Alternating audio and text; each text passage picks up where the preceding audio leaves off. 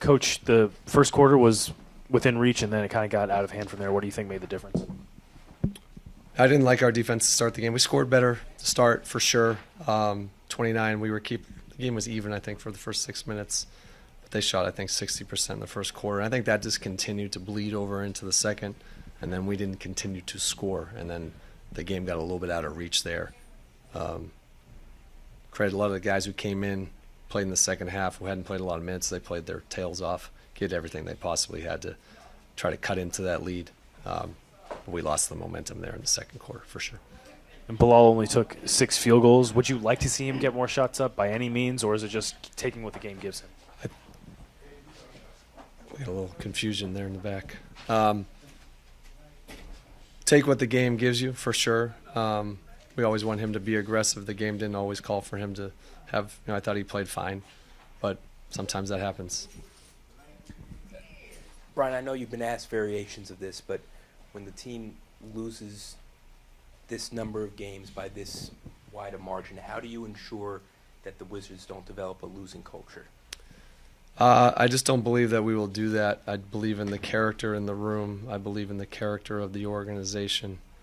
No one's running from where we are. No, we're not hiding from what we're in the disappointment of how we played a little bit lately. But I 100% believe in the people who are leading this organization, and I believe in our players.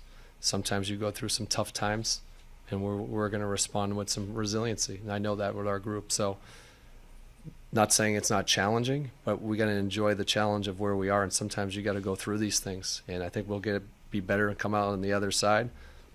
A lot of teams have gone through this too. Good teams go through this.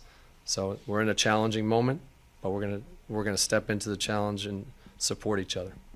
What is it about your group and your organization that gives you the confidence that you guys will be able to emerge from this? Great leadership, starting with ownership, and then obviously Michael and Will and the people who we work with, to the support system for our players, the work that has been put into to our guys, the work that has continued to be done by our players. I believe in the work.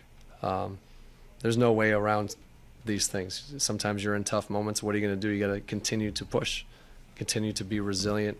I believe in that in our group. I always will, and we're going to keep working at it. With tonight's loss, you guys have tied the worst point differential margin of defeat in NBA history. I know at the beginning of the season you talked about wanting to play more clutch games, wanting to play more competitive games. When you see that kind of a stat, how do you evaluate that goal? Yeah, I don't pay attention to some random stats like that. I know what I feel with the locker room and with the team. No one wants to hear those numbers. We're not, like I said, we're not running from anything. We're not hiding from any of that stuff. We got to be better. We got to get better as a group.